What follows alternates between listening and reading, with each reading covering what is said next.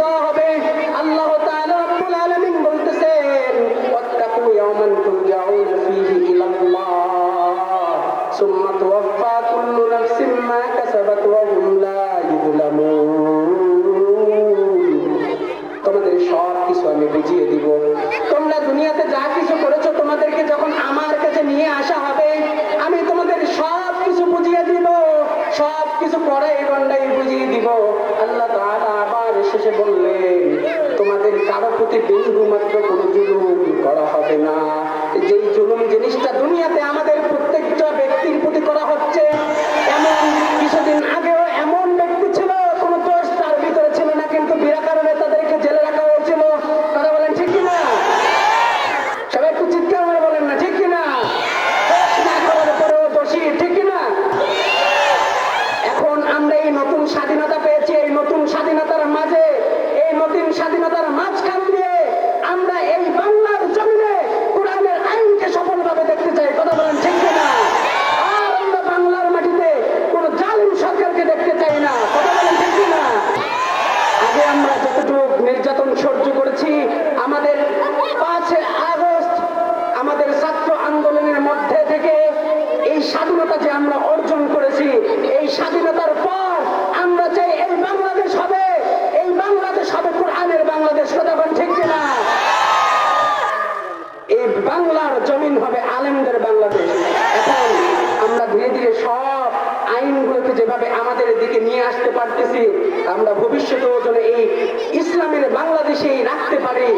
আমাদের সরকার পতন হওয়ার পরে কিছুদিন পরে যে মাহফিলে 44 জারি হতো, সে মাহফিল এখন আর কোনো পারমিশন নেওয়া লাগে না। সবাই বলে আলহামদুলিল্লাহ।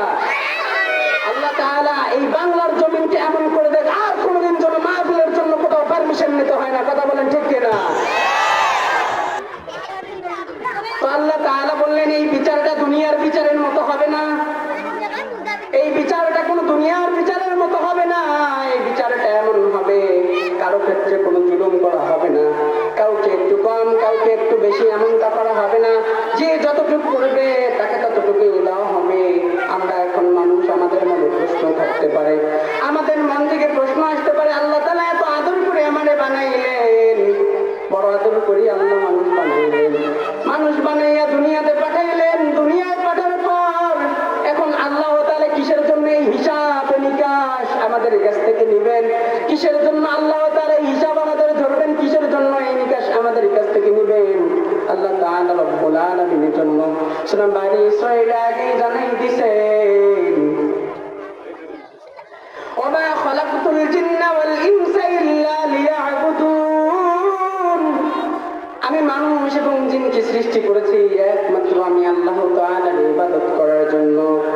আর আল্লাহ তাআলা রব্বুল আলামিন সূরা বাকারার মধ্যে বলতেছেন, তোমরা স্মরণ করো সে সময়ের কথা, যে সময় বনী ইসরাঈলদেরকে নিয়ে আমি অঙ্গীকার করিয়েছিলাম, যে সময় আমি বনী ইসরাঈলদেরকে নিয়ে অঙ্গীকার করিয়েছিলাম একমাত্র ইবাদত হবে আমি আল্লাহ তাআলার, আমি আল্লাহ তাআলার ছাড়া